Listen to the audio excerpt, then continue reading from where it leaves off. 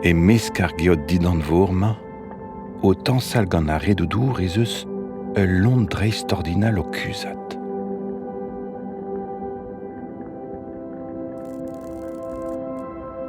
Komz a ra ar mojennoù eus un toulad eus villet o chom e don an dour.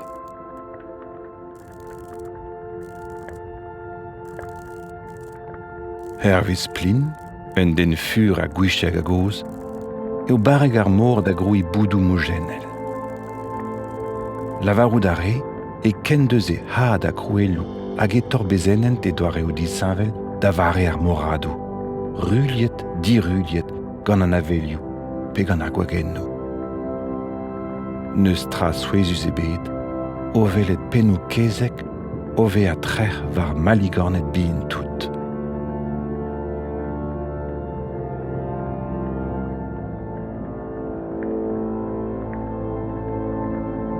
Vitologiez e veze komzet eus kezek braz, o veva en dour gant karnou arem hag an ur c'horfo c'hachuiñ e dresou e stume lost pisk. A reze a veze o sacha var gar Poseidon.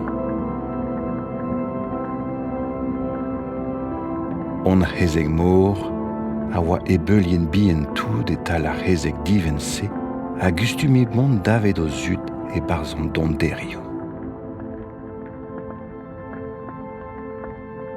Erio, ebe kollet o lignez gant kezeg mor ar mojennoù, me n'in ket deut da ve a loenet ordinal eve kemese. Poan an eus o kredi kemenman met pes kedint. Evel ouz ur raz mor e ar mar mor. Pen ur mar en deus, fri ur merioner, lost ur hameleon. E lost karezenek a zo un nemedenn e redad a loenet. A drugare de lost e c'hell ar mar mor gwichaoù start er bejin, a chom eb mont gant red an dour.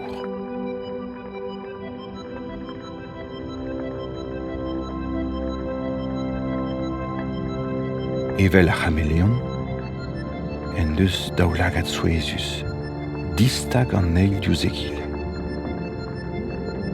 A gallout a ra cheñch liou e on ie.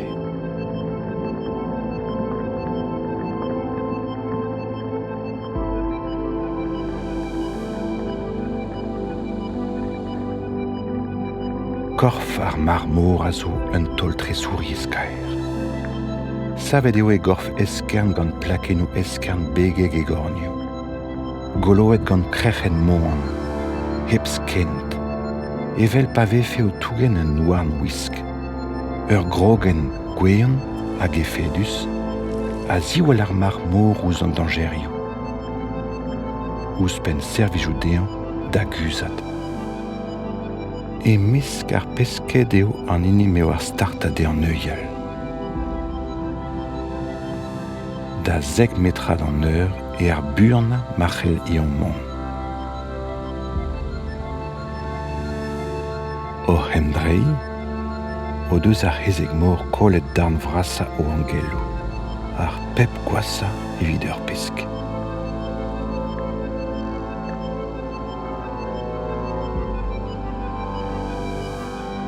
Roet o deus ar skianchourien an anno a var mor, de loden eus on empen a zo invelouta.